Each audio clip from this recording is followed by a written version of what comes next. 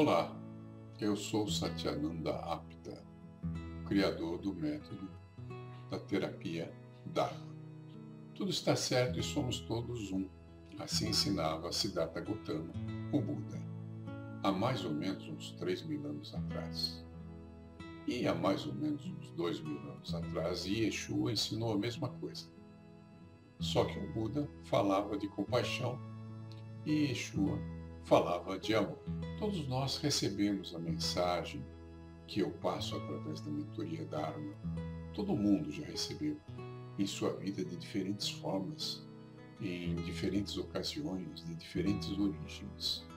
Mas a maioria das pessoas não para pensar a respeito, não reflete a respeito, porque é uma sabedoria muito grande, é uma verdade tão expressiva, tão significativa, que às vezes passa pela nossa percepção sem que nós consigamos apreender o verdadeiro valor dela. Todo esse vasto conhecimento que compõe a terapia Dharma nos foi ensinado em pequenas parcelas de saber, que eu costumo chamar de pequenos saberes. E os pequenos saberes, quando somados uns aos outros, compõem um grande saber que nós chamamos de sabedoria. A sabedoria é a soma dos pequenos saberes. Tudo aquilo que você aprende externamente, porque alguém lhe disse, alguém lhe ensinou, um professor lhe falou, você leu um livro, você viu um filme, você assistiu um vídeo, tudo isso é um conhecimento externo. E conhecimento não tem valor. O valor está no que você faz com o que sabe. Porque aí você transforma esse conhecimento numa experimentação prática sua, que comprova a você a veracidade, a validade desse conhecimento.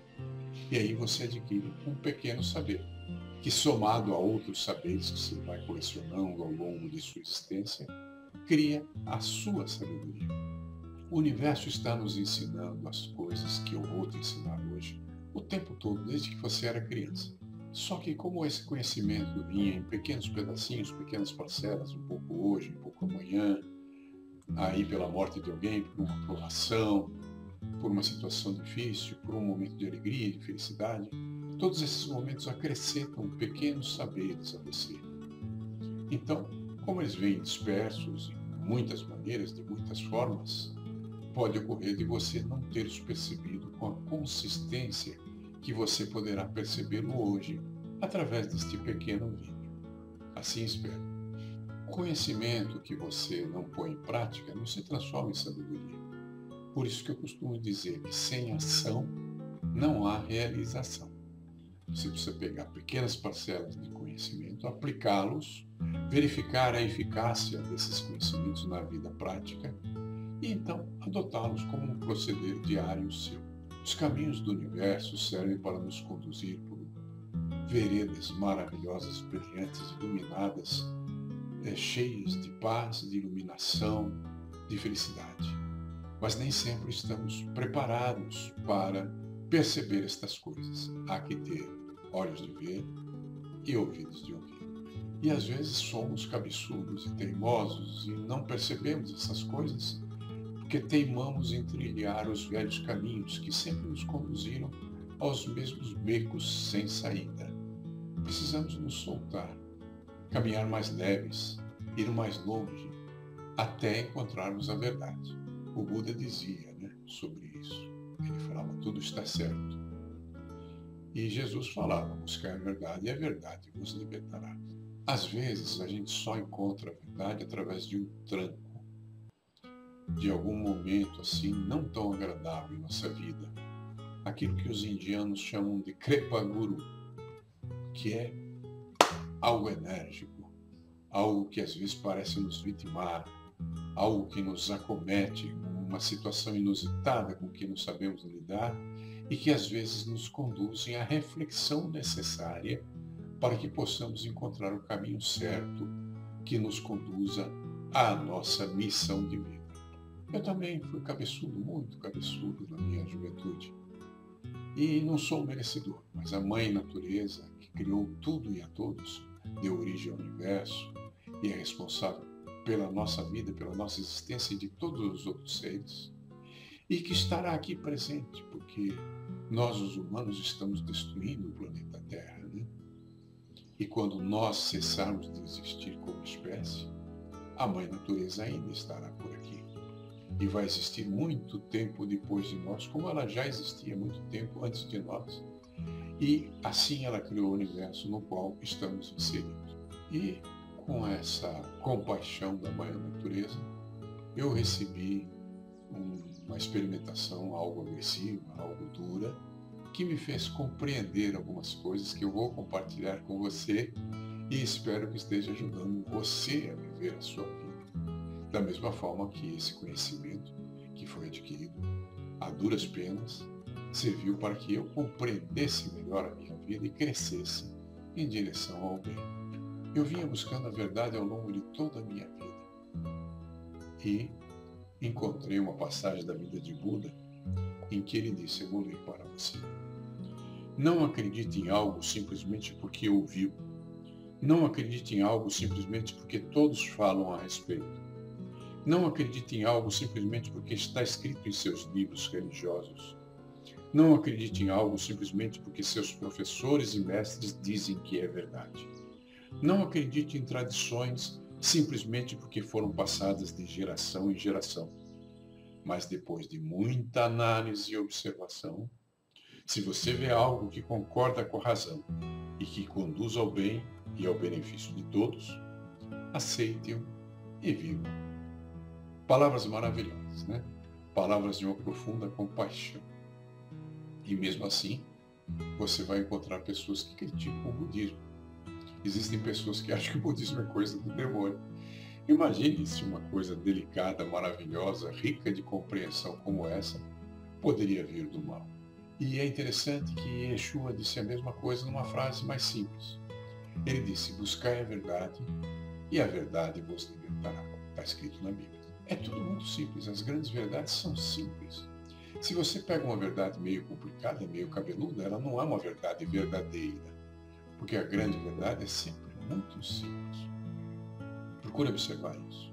Mas por que sendo tão simples, tantas pessoas não conseguem compreendê-la? Porque é preciso ter olhos de ver e ouvidos de ouvir. E se você não está preparado, não tem olhos de ver e ouvidos de ouvir, você precisa de um tranco da vida para que você entenda essa verdade. E a vida, a natureza, a Mãe Natureza, em sua infinita bondade, me enviou esse tranco, na figura de um rapaz muito cordial, que foi meu aluno, o Felipe.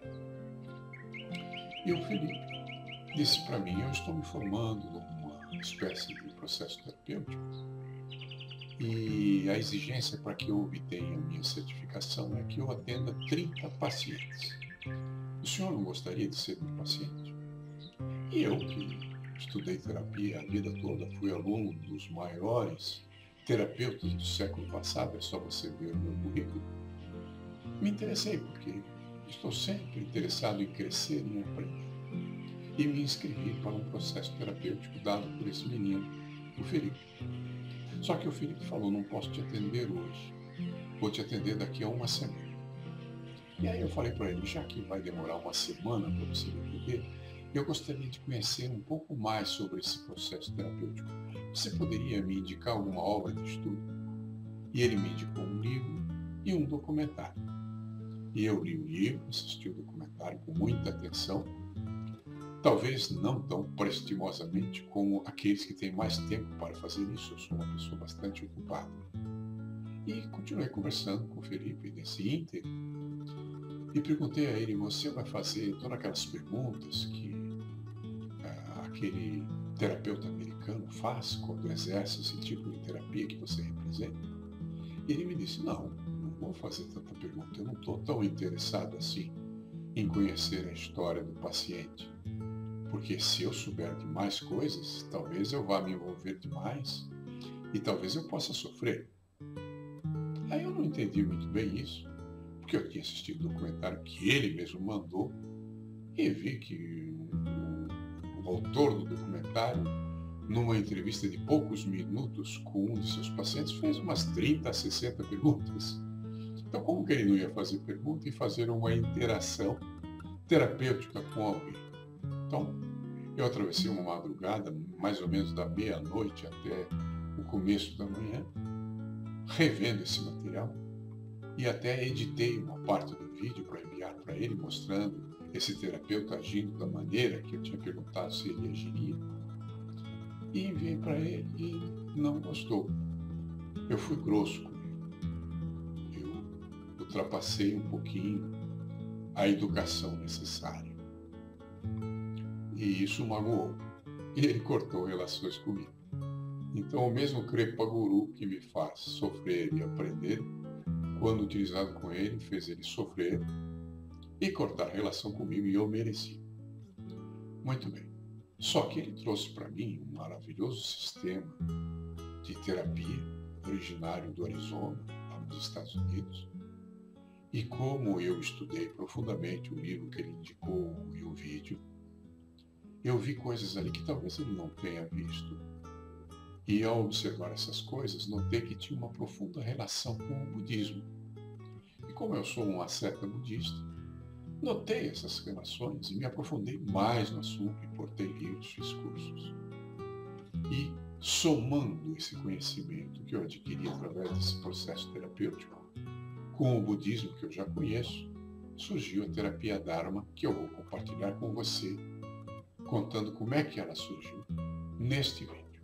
Eu estranhei o Felipe não estar disposto a fazer muitas perguntas ao paciente, porque no início do vídeo que ele mesmo me recomendou, que era um documentário sobre esse processo terapêutico, havia uma frase de Sócrates, que é talvez a segunda frase mais famosa dele, né?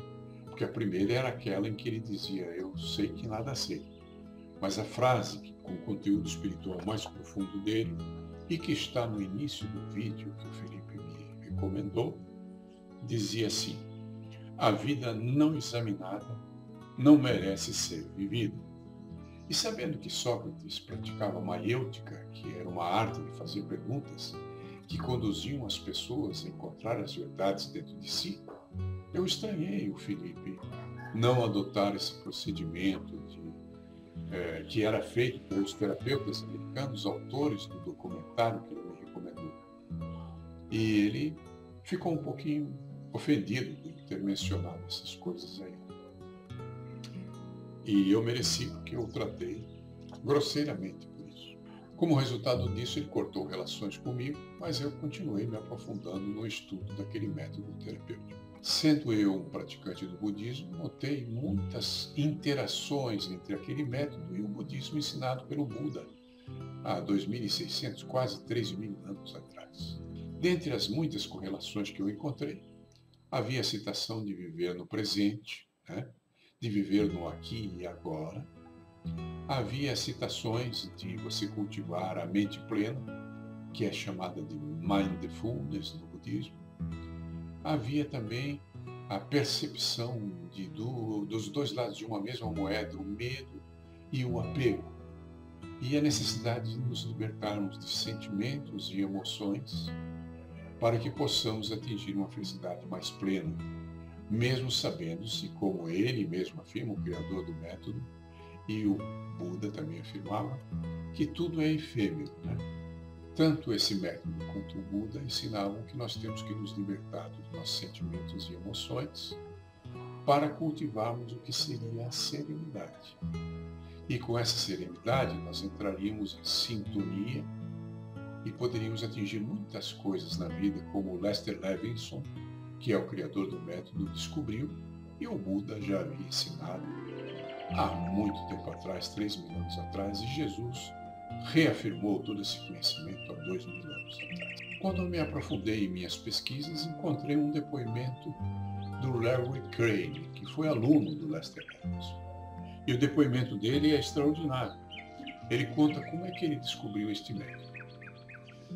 O Larry Craig era um homem muito bem sucedido, um homem que tinha negócios em vários países, era um homem muito bem afortunado. Ele tinha avião, ele tinha limusine, tinha vários carros. Ele morava num apartamento de cobertura no lado sul do Central Park, em Nova York. E um belo dia, ele até conta que dia foi, e menciona que foi no ano que era uma sexta-feira, e foi o ano de 1976. Ele chegou no apartamento dele, de 3 andares na cobertura, aproximou-se de onde estava a piscina e observou lá embaixo Manhattan, a cidade de Nova York. e sentiu uma compulsão extraordinária para se suicidar. E ele ficou 2 horas lutando contra essa compulsão. Esse homem pensou: eu sou muito bem-sucedido, eu tenho aquilo que todas as pessoas sonham em ter. Tenho uma mulher linda, uma esposa maravilhosa e agradável. E, no entanto, me sinto uma pessoa miserável. E ele compartilhou esses sentimentos com a esposa dele. E a esposa o aconselhou: por fazer algum curso do New Age, no estilo que estava acontecendo naqueles anos 70, né? Aprenda alguma coisa que vai acalmar os seus ânimos, te libertar dessa profunda depressão em que você está. E ele fez vários desses cursos e ele disse que quanto mais cursos fazia, mais depressivo se sentia. Até que um dia ele estava num dos escritórios das várias empresas que ele tinha e entrou um menino lá trazendo alguma coisa do correio e viu umas citações que ele tinha colocado na parede, alguns provérbios, alguma coisa de sabedoria espiritual. E, inspirado pelas citações, conversando com ele, esse menino citou um método que era praticado pelo Lester Levinson lá no Arizona e que naquela época chamava-se Soul-Tats, inclusive era patenteado com um nome estranho. Era patenteado com o nome Release, que, segundo meu filho, Release significa uma espécie de rascunho de alguma coisa maior, né? Uma espécie de ensaio. E nada mais é do que o soltar. Release. Soltar. E é a base, inclusive, do sucesso de muitos homens de negócio, porque quando você faz o teu rascunho e já põe em prática, você pratica aquilo que é ensinado no marketing digital, que consiste em feito é melhor do que perfeito. Você pode aperfeiçoar depois. E o Larry Crane, ouvindo aquele menino do correio se referir a esse processo terapêutico, decidiu que ele iria fazer o processo. Fez a secretária dele procurar o endereço lá do Lester Levinson, pegou um dos seus aviões e foi lá para o Arizona, e naquele fim de semana mesmo ele conheceu o Lester Levinson. E ele disse que teve 2 dias formidáveis na vida dele. Primeiro, quando ele se aproximou do beiral da piscina da casa dele, lá no alto daquele prédio, né? E viu Manhattan lá embaixo e pensou em se suicidar. Ele disse: esse foi o segundo dia mais importante da minha vida. O primeiro dia mais importante foi quando eu fui pessoalmente conhecer o Lester Levinson, que ele, como é que se diz? Ele descreveu como sendo um homem admirável, muito interessante e com um papo muito profundo. E ele contou a história do Lester Levinson. Em 1952, Levinson teve o seu segundo infarto e uma junta médica disse para ele: olha, aqui no hospital não há nada que possamos fazer por você. Nossos conhecimentos médicos não são suficientes para lidar com isso. Fique na sua casa e morra em paz. E disseram que ele viveria de 2 a 3 semanas. É preciso que nos lembremos que em 1952, quando esses fatos aconteceram, não havia cirurgia cardíaca, não haviam sido inventadas as pontes de Saphir, os estentes e outros recursos para esse tipo de afecção cardíaca. E o Lester Levinson, na casa dele, na certeza de que ele iria morrer em 2 ou 3 semanas, começou a pensar na própria vida, a refletir, que era aquilo que o Sócrates ensinava, né? A vida que é refletida não merece ser vivida. E ele pensou inicialmente nas mulheres que ele amou. Pensou na sua primeira namoradinha de infância e, na certeza de que ele ia morrer, mentalmente ele entrou em sintonia com ela e disse para a sua própria mente, porque a menina não estava presente: eu te amei, gostei de você, passamos bons momentos juntos, eu estou indo embora e estou declarando aqui para o universo que eu te amei e que foi muito bom ter te conhecido. E aí ele passou para a segunda garota a quem ele se apaixonou e fez um ritual semelhante. E assim ele fez com várias mulheres, até a mulher mais recente, que ele ainda amava. E aí ele descobriu uma coisa interessante. Ele só se sentia feliz quando era amado por essas mulheres, né? Só que isso era efêmero. Uma relação durava um tempo, depois ele saía dessa relação, entrava em outra relação, conhecia outra garota, vivia uma outra paixão, um outro amor, e era feliz enquanto isso durava. Mas como o Buda sempre disse, tudo é efêmero e nada dura para sempre. E assim ele foi trocando de garotas a vida inteira. E agora, nesse momento de reflexão, ele reparou que ele era feliz, sim, quando essas mulheres o amaram, mas que ele era mais feliz quando ele as amava. Então ele percebeu que quando ele amava, ele era muito mais feliz, de uma maneira muito mais profunda, e enquanto ele amava alguém, ele não tinha doença, se sentia feliz, em paz consigo mesmo, e se sentia um homem mais realizado. Então ele percebeu que não era o ser amado que era importante. O importante era o amar, que era o que foi ensinado pelo Buda e foi ensinado por Jesus. Né? Quanto mais você ama, mais você é feliz. Porque você solta aquilo que te prende. E ele percebeu que ele se sentia doente sempre que ele queria alguma coisa. Ele queria dinheiro, ele queria um relacionamento, queria mudar alguma coisa. E aí essa tensão de querer, de não soltar os seus sentimentos e emoções, é que traziam para ele várias afecções. Ele tinha pedra nos rins, sofria do fígado, tinha uma úlcera perfumorada e tinha tido 2 infartos. Ele até pensou em se matar, porque por causa das pedras no rim, ele tinha receitas de morfina, né, para controlar a dor. E ele pensou, eu posso aviar essas receitas e me matar. Mas, quando ele começou a refletir sobre essas garotas da vida dele e os momentos de felicidade que ele teve, ele começou a se questionar. E se ao invés de cultivar, porque ele era uma pessoa muito irada, né, cultivar a ira, de cultivar, assim, atitudes não tão cordiais com as demais pessoas, eu me focar em amar sempre, não só as mulheres que amo, como a todos ao meu redor, e o mundo, e a vida, e tudo. E ele se dedicou a isso, e em 3 meses ele se curou. Não havia mais nenhuma doença nele. E ele viveu por mais 42 anos e enterrou todos os médicos da junta médica que disse que ele morreria em 2 semanas. Ele morreu aos 84 anos de idade. O interessante é que o método que ele criou era chamado de release, que significa soltar, e tem tudo a ver com o desapego que era ensinado pelo Senhor Buda. E havia muitos pontos comuns entre esses 2 métodos. Ele percebeu que toda vez que ficava doente, ele estava querendo demasiadamente alguma coisa. E esse apego, esse desejo, assim, exacerbado, que vitimava ele, fazia ele ficar doente. Ele percebeu também que sempre que ele estava amando, se doando, servindo, como ensinou Jesus, ele era profundamente feliz e não ficava doente. Ele tomou a decisão, então, de se libertar de todos os seus sentimentos e emoções não amorosas. Para isso, ele encontrou dentro de si e as chamou de 2 verdades importantes.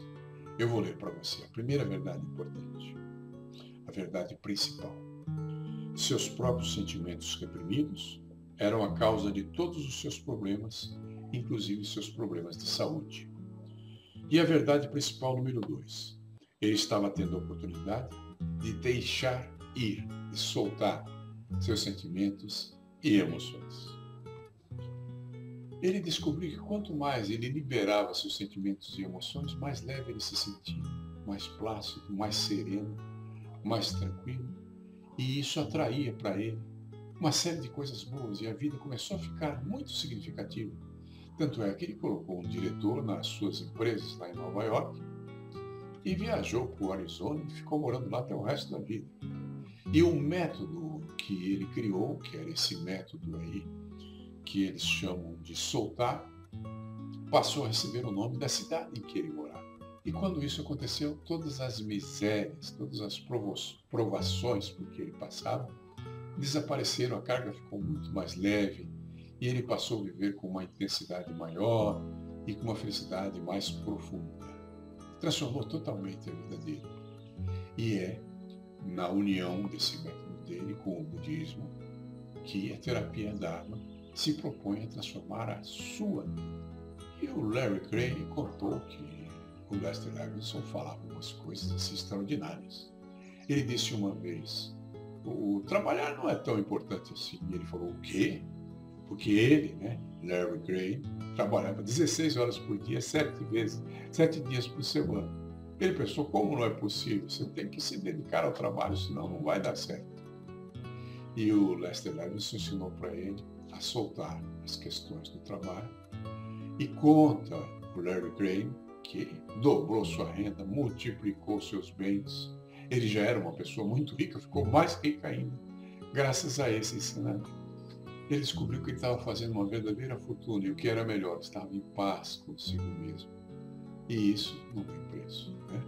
E quando eu li o depoimento do Larry Gray contando essa história do Lester Levinson e comparando esses ensinamentos com o que eu sabia do budismo, eu vi ali uma relação tão impressionante que eu resolvi fazer este vídeo para que você conhecesse a história da terapia Dharma, para que você compreenda o que a gente faz durante a terapia Dharma. E isso me fez me lembrar do conceito de Maya, a grande ilusão.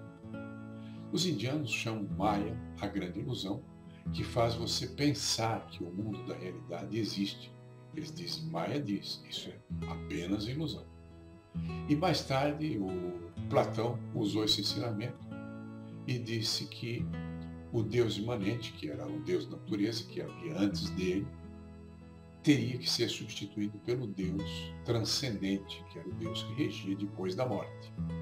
E para afirmar isso, ele usou o conceito de Maya, a grande ilusão dos indianos, e disse ao povo grego que esse mundo que você vê não é real, ele é apenas ilusão.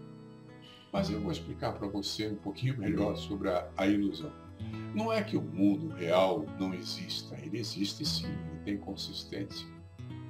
O que se transforma numa ilusão é que as nossas percepções do mundo, elas são falhas. Nós não temos uma percepção total, é uma percepção parcial. Procure perceber como é que funciona a tua percepção. Você sabe do mundo aquilo que os teus 5 sentidos lhe trazem. E essas mensagens que os 5 sentidos lhe trazem são interpretadas pela sua mente.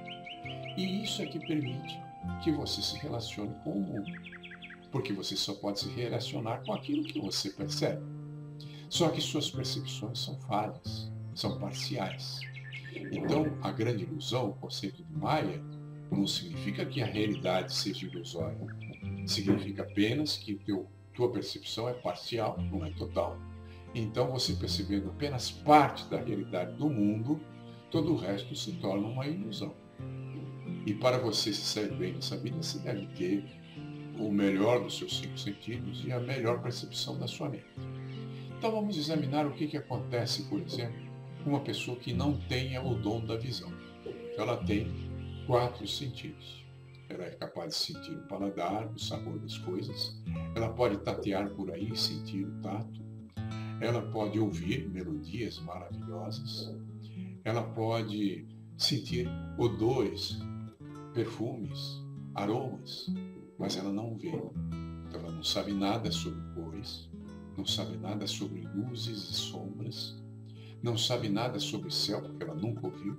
E se alguém lhe disser que as nuvens parecem um algodão flutuando no ar, ela não será capaz de entender isso, porque nunca viu. Né? Então ela tem uma percepção da realidade que não é uma percepção tão boa quanto a das demais pessoas que não têm esse handicap de não ter a visão. Então, se você levar uma pessoa dessas a uma sala fechada e lá dentro houver uma cadeira que ela não vai ver, ela saberá que ela está numa sala fechada porque não sente a tepidez do calor do sol sobre sua pele. Ela sabe que há paredes em volta dela porque o som que vem de lá de fora está um tanto quanto abafado e ela não sente a brisa suave do vento. Mas ela nada sabe sobre a cadeira. E o fato dela não saber nada sobre a cadeira não significa que a cadeira não seja real. A cadeira é real, está ali. Apenas ela não pôde perceber, porque a percepção que ela tinha do universo e do mundo ao seu redor não lhe permitia saber disso. E aí vem a grande questão. O fato dela não ter visto a cadeira significa que a cadeira não existe? Não. Então você está num mundo que você tem uma percepção parcial de acordo com os seus cinco sentidos, e há muita coisa nesse mundo que você não percebe. Alguns cientistas dizem que nós não percebemos nem 15% da realidade que existe à nossa volta. Portanto, todo o resto é ilusório. Você pode até acreditar, mas você não sabe porque você não percebeu. Agora imagine um surdo. Ele tem uma visão perfeita, ele distingue cores, nuances, paisagens, ele vê o universo, vê as estrelas, vê o infinito, enxerga o céu e as nuvens, só que ele não tem nenhuma noção sobre o som. Ele não entende nada sobre palavras, sobre conversa, sobre, vamos dizer assim, nuances de som, harmonias, música, essa parte do universo. Ele não sabe. Perceba então que a imperfeição de nossas percepções tolhe, interrompe, minimiza a nossa percepção da vida. E então nós temos uma percepção da vida bem parcial, por mais que nós sejamos perfeitos em nossos sentidos e em nossa mente. Ainda assim, nossa percepção é parcial. E da mesma forma que aquele cego não via aquela cadeia, o tubarão enxerga, ele sabe que existe uma gota de sangue em centenas de metros dentro do oceano. Ele tem um sentido que nós não temos. Uma águia, ela voa e ela percebe uma coisa que ela vai capturar lá embaixo a quilômetros de distância, que nós nem teríamos visto. Um cão, ele sente cheiros que nós nem nos percebemos. E a audição dele é tão perfeita que existem assobios especiais para cães que só ele ouve. Então sabemos que os nossos sentidos têm limitações e que percebemos da realidade apenas uma parte. Compreender isso é meio caminho andado para entender as outras coisas que eu vou lhe ensinar agora mesmo. Quando você tem uma percepção parcial, a tua sintonia com o universo à sua volta é muito limitada, né? Porque você só tem sintonia com aquilo que você percebe. Então agora vamos falar de coisas mais subjetivas para você entender melhor tudo aquilo de bom que a terapia Dharma pode fazer por você. Quando eu exercia os métodos terapêuticos tradicionais nos meus anos mais jovens, eu atendi uma série de senhoras que me procuravam porque queriam engravidar e não conseguiam. Algumas dessas senhoras eram mulheres de posses, eles tinham muitos recursos financeiros e haviam feito tratamentos no estrangeiro com os médicos mais famosos do mundo e não conseguiam engravidar. É claro que há razões fisiológicas para uma senhora não engravidar. Ela pode ter um problema no útero, ela pode ter outros problemas de saúde, ela pode ser casada com um marido impotente. Enfim, há muitas razões físicas, mas há razões psicológicas também. Entre as mulheres que me procuraram para engravidar, usando recursos de relaxamento, hipnose e outros recursos terapêuticos, havia uma freira que havia deixado de ser freira porque ela queria ser mãe. E ela disse para mim, eu não engravido porque eu abandonei Jesus e estou sendo castigada, eu pequei. E isso era um conceito que ela tinha dentro da religiosidade que ela praticava. No entanto, uma prima da minha esposa, ela tentava engravidar e não conseguia. Até que um dia, o irmão dela teve 2 meninas. E para não prejudicar muito a esposa, que tinha que cuidar de 2 bebês, ela pegou uma dessas meninas, levou para a irmã cuidar por um tempo. E essa irmã, quando começou a cuidar dessa menina, ela desfez aquele instinto psicológico que ela tinha, que é impedir de engravidar. E ela soltou-se. E cuidando dessa menininha, ela relaxou tanto, ela soltou tanto as emoções e os sentimentos negativos que freiam a nossa realização, que ela engravidou e teve 2 meninas. Ok? Que são meninas que eu conheço hoje, estão grandes, já são adultas, né? Bom, então eu te contei um fato interessante. Contei 2, né? Contei de uma freira que tentou engravidar e não conseguia, porque ela acreditava que não tinha esse direito, de uma moça que também não conseguia engravidar, até o momento que ela cuidou de uma criança, e aí ela engravidou 2 vezes. E agora eu vou te contar um ainda mais fantástico que você pode conferir na internet. A Catarina de Médici casou-se com o Henrique II e o Henrique disse para ela: você não me dá filhos, eu vou me separar de você. E isso deixou ela muito apavorada. Só que o rei, que era pai do Henrique II, não permitiu que o filho fizesse isso. E disse a ela: pode ficar tranquila, ele não vai se separar de você, eu não vou permitir isso. E aí, a Catarina de Médici relaxou, soltou e teve filhos. Sabe quantos? 10. 10 filhos ela conseguiu ter depois que ela soltou suas emoções e sentimentos a respeito do medo que ela tinha de ter que se separar do marido, o Henrique II. E como é que funciona isso? Imagine que suas emoções e sentimentos funcionam de duas maneiras, como os dois lados de uma mesma moeda. De um lado você tem o medo, do outro lado você tem o apego. Agora perceba que as emoções e os sentimentos não pertencem a você. Tente soltar sua mão, sacuda ela, veja se ela se solta do seu braço. Ela não se solta porque ela é parte de você. As emoções e os sentimentos não são parte de você. Se você cortar o teu braço fora, ainda você cortou uma parte de si. Aquela parte ainda é uma parte de você. Mas emoções e sentimentos não são suas. E por que você sabe? Como que você sabe que emoções e sentimentos não são suas? Pelos verbos que você usa. Você nunca diz eu sou isso, eu sou aquilo. Você diz eu estou. Eu estou irado, eu estou em depressão, eu estou com medo, eu estou com frio.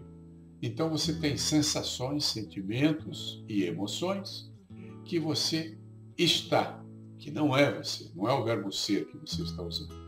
E se não é você, você pode se libertar delas, sim senhor, quando você o quiser. Quando você teme alguma doença, é como se você segurasse alguma coisa bem longe de você, você estica o braço lá longe. Porque você não quer ter aquele câncer, aquele infarto, qualquer tipo de doença. Você segura forte, porque você teme que se você soltar, aquilo possa entrar em você e te vitimar. Você pode até morrer. E isso é o lado do medo da mesma moeda que tem do outro lado o apego.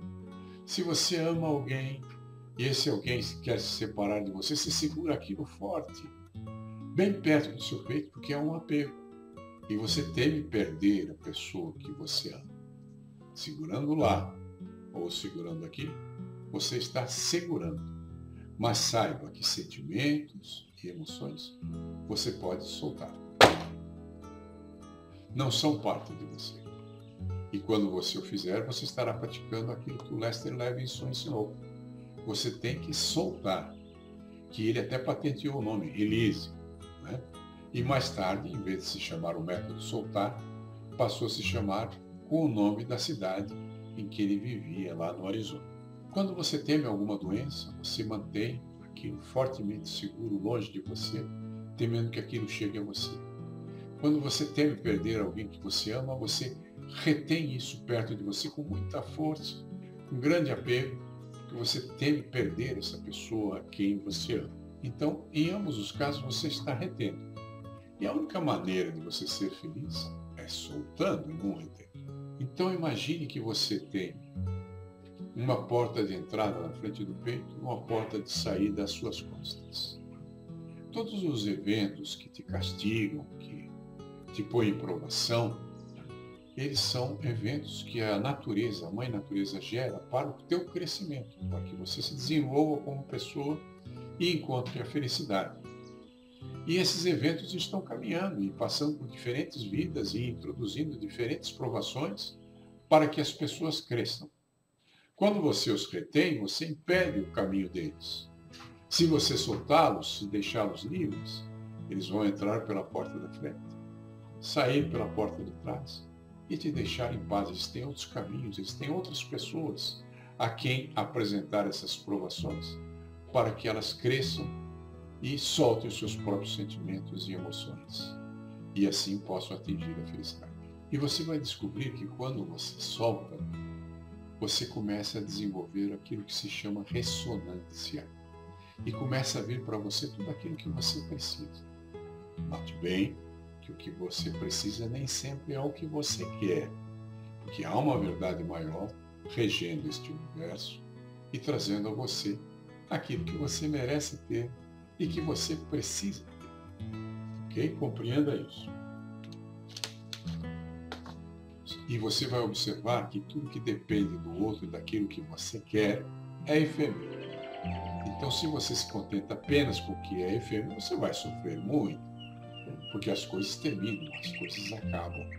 O Buda dizia que a dor é inevitável, mas o sofrimento é opcional, porque ele é escolhido pela sua mente quando ela se apega a alguma coisa que você deseja. Se não há o apego, não há o sofrimento. O Lester Levinson descobriu isso porque quando ele era amado por alguma garota, ele se sentia feliz. Só que essa relação não durava para sempre, ele teve muitas garotas ao longo da vida dele. Então ele percebeu que ser amado era uma coisa interessante, mas que quando ele amava, ele era senhor das suas próprias emoções. Ele não poderia exigir que uma garota o amasse, porque o sentimento dela pertencia a ela, mas os sentimentos dele pertenciam a ele. Então, sendo ele o senhor dos seus sentimentos, ele poderia tomar uma decisão e amar o tempo todo. E ele começou a descobrir que se ele amasse o mundo, as pessoas ao seu redor, a vida dele se transformava, ele entrava num estado de sintonia com o bem do amor. E isso gerava uma ressonância que trazia a ele todos os resultados que ele tanto procurou antes de descobrir esta verdade. Ele percebeu então que era muito mais vantajoso amar do que ser amado. Não que ser amado fosse ruim, mas amar era preponderante, era primordial para que ele conseguisse ser feliz.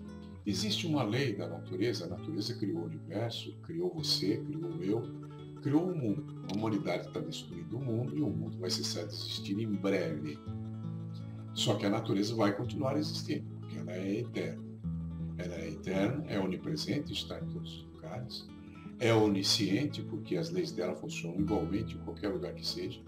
E não faz exceção de pessoas. Se você pular do alto de um edifício, você estará ferindo a lei da gravidade. E se você for o Hitler ou se for a Teresa de Calcutá, ambos vão se esborrachar, porque a mãe natureza não faz acepção de pessoas. O Dr. Joseph Murphy dizia que pássaros da mesma plumagem viajam juntos em bando. E isso é interessante, porque ele está falando de você entrar em sintonia e de gerar ressonância. Vamos entender bem o que se trata essas duas coisas. Essa lei da ressonância, que é a 16ª lei da vida, também é chamada da lei do transbordo ou de transbordamento. Note que os seus sentimentos, as suas emoções são gerados dentro de você e nutridos pelos seus pensamentos. Então, quando você escolhe o teor dos seus pensamentos, você está definindo que tipo de sintonia que você está tendo com o mundo, e isso, em termos de ressonância, vai trazer para você aquilo que é chamado de mais do mesmo. Para que você entre em sintonia e obtenha ressonância, é preciso que você solte tudo que não tenha a ver com aquilo que você deseja, com aquilo que você quer expressar. E o soltar é a quintessência do desapego que ensinava o Buda e do método da terapia Dharma. Você se lembra daquela história que eu contei da prima da minha esposa e da Caterina de Médici? Enquanto elas retinham dentro delas aquele temor que não iriam conseguir engravidar, não engravidaram.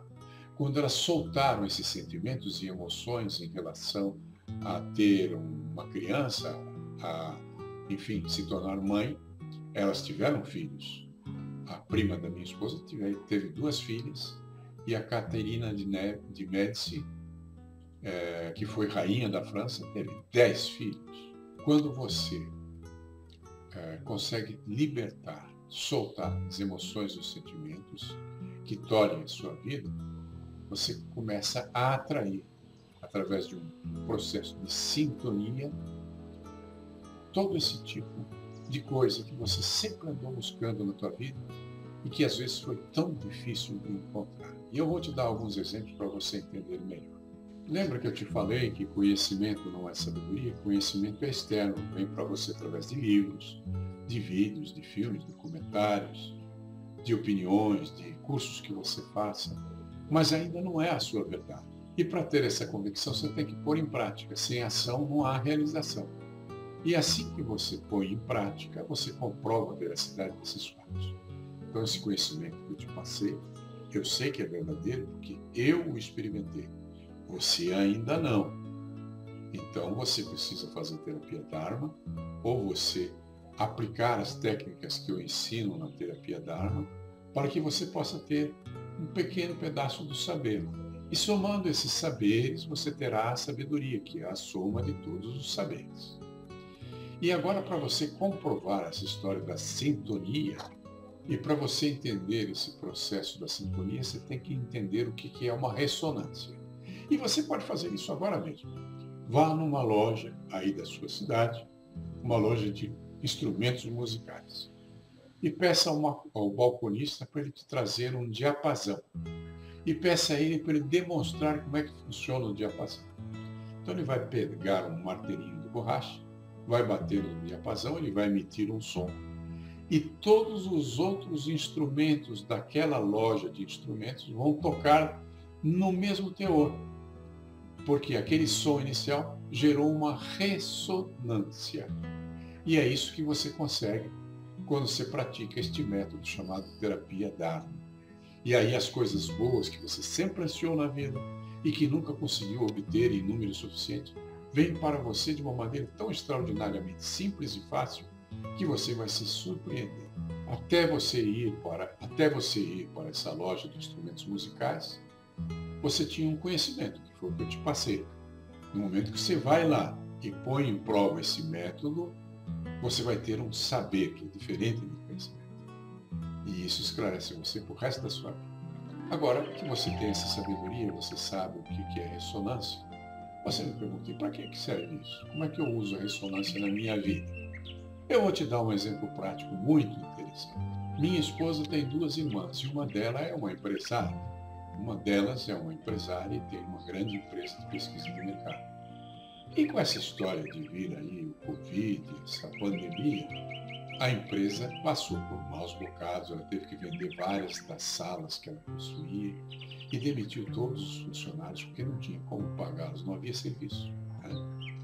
Então, em desespero de causa, ela resolveu vender um dos imóveis que ela possuía, um pequeno apartamento, e com o dinheiro angariado ela pagou as dívidas da empresa, colocou a situação fiscal da empresa de uma forma mais útil, ressarciu algumas demissões que ela tinha que pagar e respirou aliviada. Ela conseguiu aquilo que nós chamamos de soltar. E eu comentei com a minha esposa, ela vai começar a ter negócios agora. 2 dias depois, uma empresa que devia a ela há mais de 3 anos, que ela nem se lembrava mais do fato, pagou ela. E alguns dias depois surgiram 2 trabalhos. Teve que chamar a sócia dela para desempenhar essas funções. E como minha esposa está sem carro, ela trouxe a minha sogrinha para passar uns dias aqui, porque não tinha quem cuidasse dela, já que ela tinha que trabalhar nesses 2 trabalhos. E antes que os 2 trabalhos terminassem, ela conseguiu mais um 3º trabalho. Tudo isso resultou da sintonia em que ela entrou quando liquidou as dívidas da empresa, vendendo aquele apartamento com algum sacrifício. E aí ela passou a ter uma ressonância que trouxe esses trabalhos para ela. E ela disse para minha esposa, puxa, o mercado está se abrindo, mais pessoas estão sendo vacinadas, então o mercado está voltando a fazer negócio. Engano dela, não foi o mercado, foi a ressonância. E eu provo isso para você agora.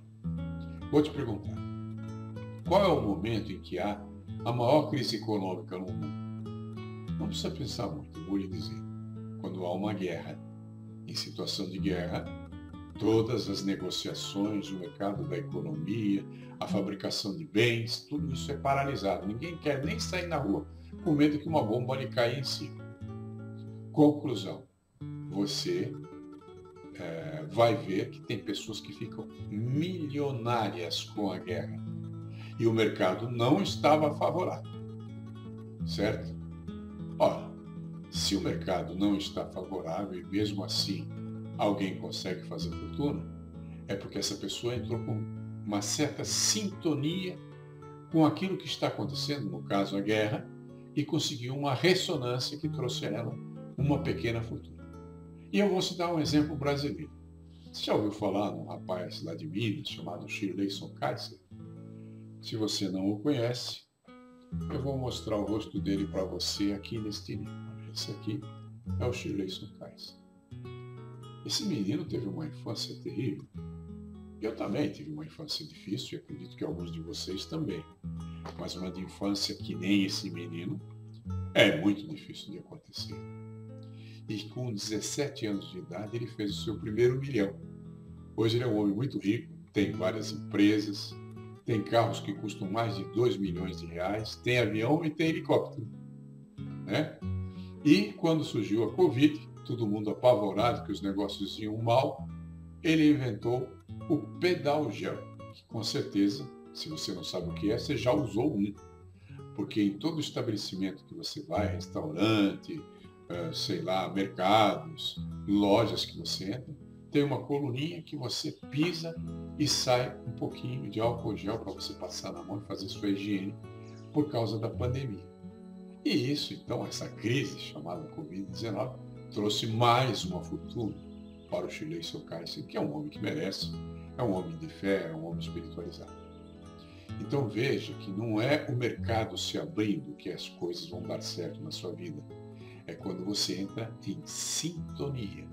E aí sim você consegue a ressonância e tudo que você procura vem até você. Você percebe agora como é que funciona? Não é errado você pensar que o mercado está funcionando. Eu acho que ele está funcionando um pouquinho melhor agora do que estava no início da pandemia. Mas sem a sintonia e a ressonância, de nada serve esse conhecimento.